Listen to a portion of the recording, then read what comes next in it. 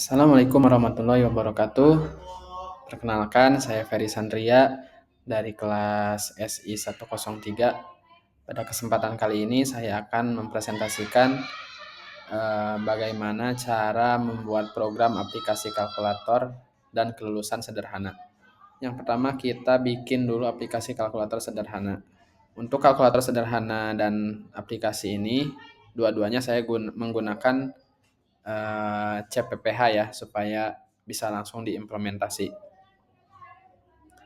Nah, untuk yang pertama di screen ini mungkin yang akan kita bahas adalah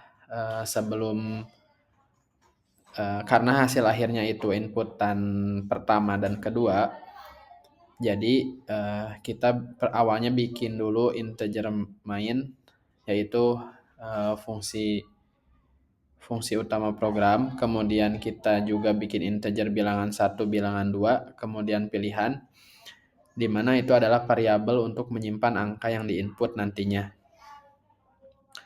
Kemudian kalau count dan cin itu untuk menampilkan dan menyimpan data bilangan yang diinputkan.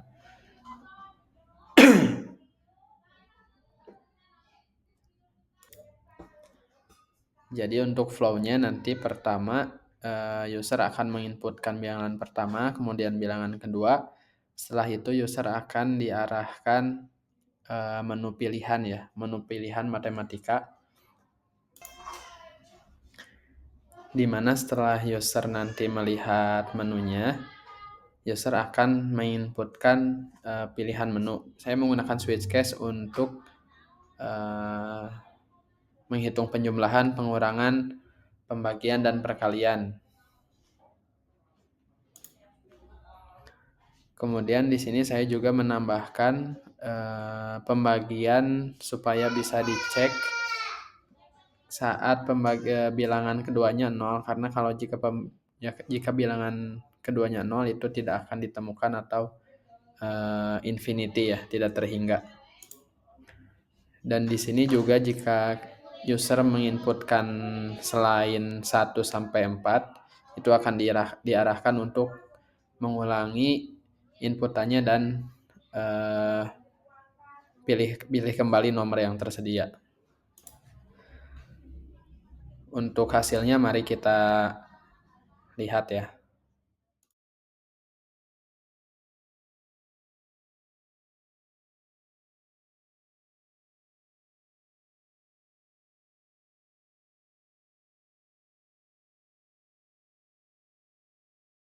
Yang kedua itu adalah aplikasi kelulusan sederhana.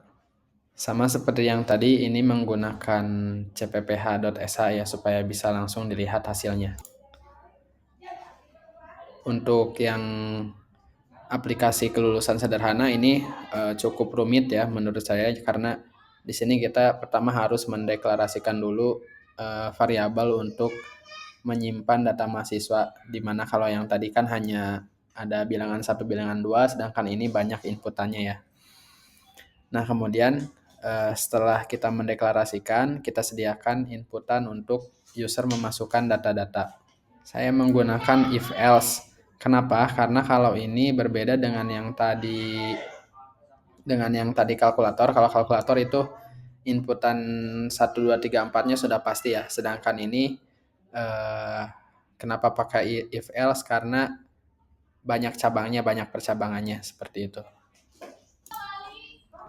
Jadi jika logikanya lebih kompleks, itu lebih baik menggunakan if else. Tapi kalau angkanya sudah pasti, itu lebih baik menggunakan switch case yang tadi seperti di kalkulator.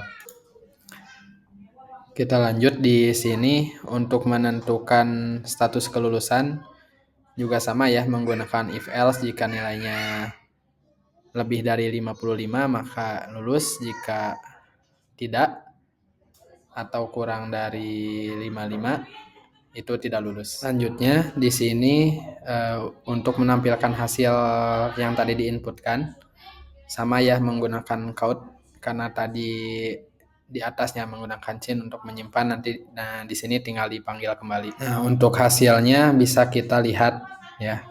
hasilnya akan seperti ini. Misal namanya kita isi Ferry Sandria, kemudian NIM-nya 12345, program studi saya isi sistem informasi, kemudian kelasnya SI 103.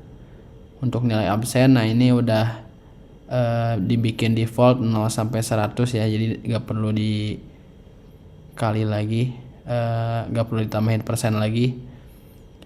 Contohnya 90, 85, 87, 90, dan hasil akhirnya itu nilai huruf A dan status kelulusan lulus. Sekian presentasi dari saya. Terima kasih atas kesempatannya. Wassalamualaikum warahmatullahi wabarakatuh.